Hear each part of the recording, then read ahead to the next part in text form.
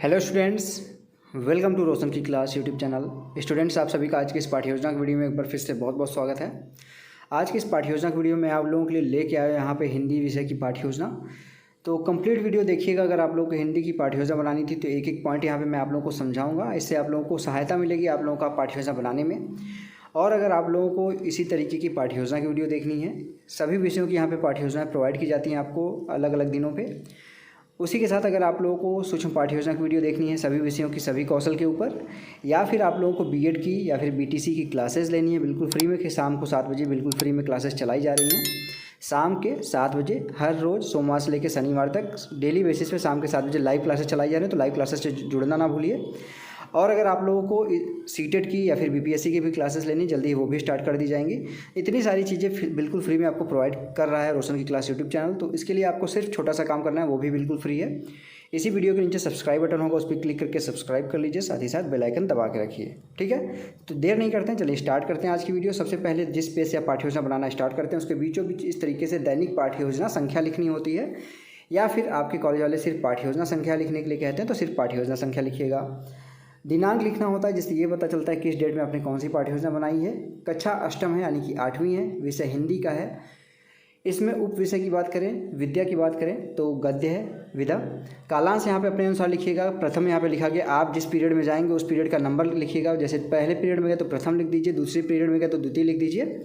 कालांश को काफ़ी जगहों पे चक्र कहा जाता है, तो कालांश और चक्र दोनों चीज़ें सेम होती हैं। जो भी आपके कॉलेज वाले लिखने के लिए कहें वो लिखिएगा। समयावधि 30 मिनट का दिया गया है। ये भी आपके कॉलेज वाले बताएंगे कि आपको कितने मिनट की क्लास दी जा रही है। और प्रकरण है हमारा हमारी भी सुनो, हमारी भी सुनो। अब आपका आता है पहला हेडिंग जिसको कहते हैं शिक्षण उद्देश्य। शिक्षण उद्देश्य के अंतर्गत आपका जो टॉपिक होता है, जैसे हमारा आज का टॉपिक है हमारी भी सुनो, कहानी है, नाटक है। तो इस चैप्टर को पढ़ाने के बाद बच्चों को आप क्या सिखाना चाहते हैं, उनके अंदर किस प्रकार के ज्ञान का विकास करना चाहते हैं, उसके बारे में कम से कम 2 से 3 पॉइंट, मैक्सिमम 5 से 6 पॉइंट लिखना होता है। तो यहाँ पे पहला पॉइंट देखिए लिखा गया है ज्ञानात्मक, भाषा तत्वों का ज्ञान हो सकेगा बच्चों को। पहला पॉइंट लिखा गया है विद्यार्थी हमारी भी सुनो नाटक को विस्तार से प्रत्याभिज्ञान व प्रत्यास्मरण कर सकेंगे। दूसरा पॉइंट है विद्यार्थी नाटक में आए कठिन शब्द का विश्लेषण व संश्लेषण कर सकेंगे। दूसरा हेडिंग है विषय वस्तु का ज्ञान। विद्यार्थी नाटक की विषय वस्तु को समझ सकेंगे एवं नाटक को समझ सकेंगे, नाटक की विषय वस्तु को समझ सकेंगे एवं नाटक को समझने में सहायता प्राप्त कर सकेंगे। तीसरा है अर्थग्रहण, सुनकर अर्थग्रहण और पढ़कर अर्थग्रहण होता है। तो यहाँ पे देखिए पहला है विद्यार्थी हमारी भी सुनो नाटक को सुनकर उसके अर्थ को समझ सकेंगे। दूसरा पॉइंट है विद्यार्थी हमारी भी सुनो नाटक को धैर्यपूर्वक सुन सकेंगे। पढ़ने में क्या है, विद्यार्थी हमारी भी सुनो नाटक को पढ़कर अर्थ ग्रहण कर सकेंगे। दूसरा पॉइंट है विद्यार्थी हमारी भी सुनो के गद्य पढ़कर नाटक को पहचान सकेंगे। अब यहाँ पे अगला यहाँ पे है तीसरा पॉइंट अव्यक्तात्मक। तो यहाँ पे मौखिक अव्यक्त है और दूसरा है लिखित। विद्यार्थी हमारी भी सुनो कि गद्य स्वर व गद्य से वाचन कर सकेंगे। दूसरा पॉइंट है इसमें विद्यार्थी हमारी भी सुनो युक्त में आए शब्दों व माध्यम से सुंदर लेखन में समझ विकसित कर सकेंगे। अब यहाँ पे थोड़ा सा देखिएगा, ये जो स्लाइड दिख रही है ना आपको, ये ध्यानपूर्वक देखिएगा। इतना ही आपको थोड़ा सा धुंधला देखने को मिलेगा, लेकिन एक एक चीज़ मैं पढ़ के बताऊँगा तो आपको कोई दिक्कत नहीं होगी। बस इतना ही दिक्कत है, इसके आगे देखेंगे तो सारी चीज़ें क्लियर दिखेंगी आपको। कौशलात्मक है अगला विशिष्ट, यहाँ पे उस विशिष्ट उद्देश्य में विद्यार्थी हमारी भी सुनो में युक्त शब्दों को सुनकर समझकर लिखने में समर्थ हो सकेंगे एवं स्तर अनुसार हमारी भी सुनो शब्दों को दोहरा कर समझ सकेंगे उसको।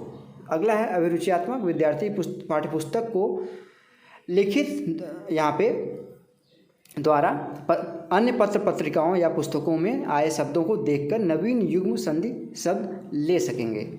अगला यहाँ पे लास्ट पॉइंट देखिएगा अभिवृत्त्यात्मक, विद्यार्थी गद्य रचनाओं व पद्यों यहाँ पे रचनाओं व नाटकों में आए हमारी सुनो नाटक में शब्दों का प्रयोग को वृत्तियों को का ग्रहण कर सकेंगे। इतना ध्यानपूर्वक देख लीजिएगा इसको। अब आपका देखिए सारी चीज़ें क्लियर दिखेंगी आपको। शिक्षण विधि है और प्रविधि है। व्याख्यान विधि होती है, प्रश्नोत्तर प्रविधि होती है, इसको लिख लीजिएगा। सहायक सामग्री में चार्ट आप लेके जाएंगे, उसके अलावा चौक डस्टर लपेट फलक ये सारी चीज़ें लिख ही सकते हैं आप। पूर्व ज्ञान में लिखा गया नाटकों के विषय में समान जानकारी है बच्चों को। अब लेसन प्लान का सबसे इंपॉर्टेंट हेडिंग आता है जिसको कहते हैं प्रस्तावना प्रश्न। इसको 3 कॉलम में डिवाइड किया गया। क्रम संख्या, अध्यापक या फिर छात्राध्यापक क्रिया या फिर छात्राध्यापिका क्रिया, विद्यार्थी क्रिया, इसमें बच्चों से आप प्रश्न पूछेंगे, बच्चे उसका आंसर देंगे, फिर उस आंसर से दूसरा प्रश्न बनाएंगे, उसका आंसर मिलेगा, उससे तीसरा प्रश्न बनाएंगे। इस तरीके से कम 3 प्रश्न पूछ के अपना प्रकरण निकलवा सकते हैं। ज़्यादा से ज़्यादा 5 से 6 प्रश्न पूछा जा सकता है अपना प्रकरण निकलवाने के लिए। तो यहाँ पर देखिए पहला प्रश्न पूछा गया, हम अपनी बातों को दूसरों तक पहुंचाने के लिए किसका प्रयोग करते हैं? बच्चे बोलेंगे भाषा का। दूसरा प्रश्न, भारत की किन्हीं 2 भाषाओं के नाम बताइए? बच्चे बोलेंगे हिंदी संस्कृत। तीसरा प्रश्न, हिंदी की 4 विधाओं का नाम बताओ? बच्चे बोलेंगे गद्य, पद्य, व्याकरण और यहाँ पे रचना। ठीक है। उसका चौथा है यहाँ पे गद्य के में किसका अध्ययन मिलता है? बच्चे बोलेंगे नाटकों, कहानियों का। पांचवा प्रश्न है, हमारी भी सुनो नामक नाटक के विषय में आप क्या जानते हैं? बच्चे नहीं बता पाएंगे, विद्यार्थी ध्यानपूर्वक सुनेंगे, उत्तर देने का प्रयास करेंगे, लेकिन बता नहीं पाएंगे तो उद्देश्य कथन आपको बोलना होता है। उद्देश्य कथन हेडिंग में यहाँ पे लिखना है। इसका मतलब है कि आपको अपना टॉपिक बच्चों को बताना है कि कौन सा टॉपिक बच्चों को आप पढ़ा रहे हैं। तो यहाँ पे देखिए बताया गया, विद्यार्थियों आज हम हमारी भी सुनो नामक नाटक के विषय में विस्तारपूर्वक अध्ययन करेंगे। अब बच्चों को पता चल गया कि उनको हमारी भी सुनो नामक कहानी पढ़ाने वाले हैं, उस चैप्टर को पढ़ाना स्टार्ट कर सकते हैं। थोड़ा सा जूम करूँगा यहाँ पे मैं, यहाँ पे देखिए प्रस्तुतिकरण लिखा गया है। अब यहाँ पे जूम करूँगा, एक साथ दिखाऊंगा आप लोगों को, टेंशन मत लीजिए। यहाँ पे देखिए पहला यहाँ पे क्रम संख्या लिखा गया है, फिर शिक्षण बिंदु लिखा गया है, अध्यापक क्रिया लिखा गया है, उसके बाद विद्यार्थी क्रिया लिखा गया है, श्यामपट सार लिखा गया है, यहाँ पे कहानी, यहाँ पे श्यामपट वाले कॉलम इस तरीके से आप लिख सकते हैं। शिक्षण बिंदु में है आदर्श वाचन, यहाँ पे लिखिएगा ना, देखिए नहीं लिखा गया, यहाँ पे मैं लिख के दिखा देता हूँ आप लोगों को। आदर्श वाचन लिख लीजिएगा, ठीक है, आदर्श वाचन। छात्राध्यापक उचित लय, गति, ताल आदि के साथ छात्राध्यापक सस्वर वाचन करेगा। विद्यार्थी वाले कॉलम में लिखा गया, विद्यार्थी उसको ध्यानपूर्वक सुनेंगे। दूसरा है अनुकरण वाचन। अनुकरण वाचन में अध्यापक क्या करेगा? बच्चों को कहेगा कि अब उसका अनुकरण करें। तो छात्राध्यापक विद्यार्थियों को कहेगा कि नाटक का अनुकरण वाचन करेंगे और निर्देशों का पालन करेंगे। विद्यार्थी नाटक का अनुकरण वाचन करेंगे। अशुद्ध संशोधन है, अशुद्ध संशोधन में जो बच्चों ने अशुद्ध पढ़ा है उसको संशोधित करेंगे आप अध्यापक द्वारा, या फिर छात्राध्यापक लिखिएगा, अध्यापक मत लिखिएगा कहीं पे भी, छात्राध्यापक लिखिएगा। छात्राध्यापक द्वारा वाचन में आई अशुद्धियों को ठीक किया जाएगा। विद्यार्थी उसको ध्यानपूर्वक सुनेंगे, अशुद्धियों को सही करेंगे। कठिन निवारण शब्द है, यहाँ पे देखेंगे। कठिन निवारण शब्द में यहाँ पे देखेंगे जो शब्द कठिन होंगे उसका अर्थ बताया जाएगा। समक्ष इसका अर्थ है सामने, वाद यानी कि मुकदमा, कुपित यानी कि क्रोधित, ये हो गया।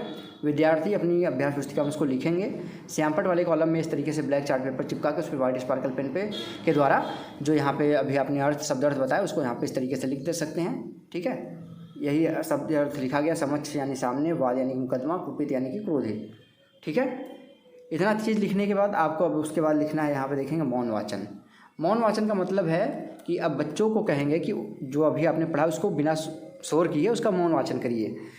छात्राध्यापक द्वारा विद्यार्थियों को मौन वाचन करने का निर्देश दिया जाएगा। विद्यार्थी क्या करेंगे? विद्यार्थी उसको मौन वाचन करेंगे, ठीक है। उसके बाद यहाँ पे देखिए आगे है, यहाँ पे बोध प्रश्न है। अब पढ़ा लिया आपने, अब उस चैप्टर से जो कविता पढ़ा है उसमें जो नाटक बताया उससे प्रश्न पूछेंगे। महाराजा कहाँ का पर विराजमान रहते थे? बच्चे बोलेंगे सिंहासन पर।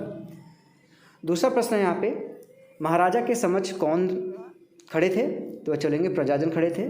तीसरा प्रश्न है, महाराजा किसके नाम यहाँ पे जानना चाहते थे? बच्चे बोलेंगे जल, वायु और बिजली के। चौथा प्रश्न है, भीगे हुए कपड़ों में कौन आता है? बच्चे बोलेंगे लड़का आता है, ठीक है। छात्राध्यापक यहाँ पे श्यामपट वाले कॉलम में देखिए जो अभी बच्चे ने बताया उस आंसर को यहाँ पे श्यामपट पे भी लिखते जाइए, जिससे बच्चों को कोई दिक्कत ना हो उसका आंसर सुनने में।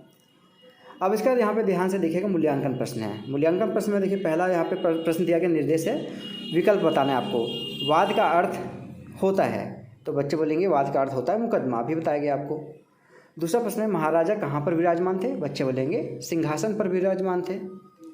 रिक्त स्थानों की पूर्ति करना है। महाराजा के डैश डैश डैश खुले स्थान पर प्रजाजन खड़े थे, समक्ष यहाँ पे भरा गया, देखिए भर के दिखा दिया गया है। भीगे हुए कपड़े में यहाँ भरना था, लड़का आता है और जो पानी बना हुआ है। निर्देश है, ट्रू फॉल्स क्वेश्चन है। महाराजा के सभी राज्य में के मंत्री व दरबारीगण बैठे थे, सत्य है। दूसरा है, यहाँ पे इसको छोड़ दीजिए, इस क्वेश्चन को नहीं सही दिख रहा है, कोई बात नहीं, ये क्वेश्चन पूछिए उससे, कोई दिक्कत नहीं है। लास्ट हेडिंग आपका आता है गृह कार्य यानी कि होमवर्क। महाराजा के बारे में आप क्या जानते हो उसको व्याख्या कीजिए उसकी। पर्यवेक्षक टिप्पणी, यहाँ पर्यवेक्षक जो होगा आपका यहाँ पे टिप्पणी करेगा, कुछ कमियाँ होंगी, कुछ अच्छाइयाँ होंगी, कुछ सुझाव होगा यहाँ पे लिखेगा और लास्ट में पर्यवेक्षक यहाँ पे अपना हस्ताक्षर कर देगा। ठीक है, यहाँ पे हस्ताक्षर कर देगा और इसी के साथ आपका लेसन प्लान समाप्त हो जाएगा। आशा करता हूँ आप लोगों को आज की इस वीडियो से हेल्प जरूर मिली होगी। अगर हेल्प मिली हो तो प्लीज़ इस वीडियो को लाइक कर दीजिएगा और इसी वीडियो की अगर PDF चाहिए आप लोगों को तो रोशन की class YouTube channel Telegram channel पर जाएगी। यूट्यूब की बात कर रहा हूँ मैं, रोशन की क्लास टेलीग्राम चैनल पर जाकर बिल्कुल फ्री में इस PDF को डाउनलोड कर सकते हैं। अगर ऐसी वीडियो आप लोगों को डेली बेसिस पे देखनी है, साथ ही साथ अगर आप लोगों को BEd और BTC की क्लासेस भी लेनी है बिल्कुल फ्री में, तो रोशन की क्लास यूट्यूब चैनल पर शाम के 7 बजे डेली बेसिस पे लाइव क्लासेस चलाई जा रही है, उससे जुड़ना ना भूलें और इस वीडियो को लाइक कर दें। ठीक है दोस्तों, तो मिलते हैं नेक्स्ट वीडियो में, तब तक के लिए आप सभी का बहुत बहुत धन्यवाद। जय हिंद, वंदे मातरम।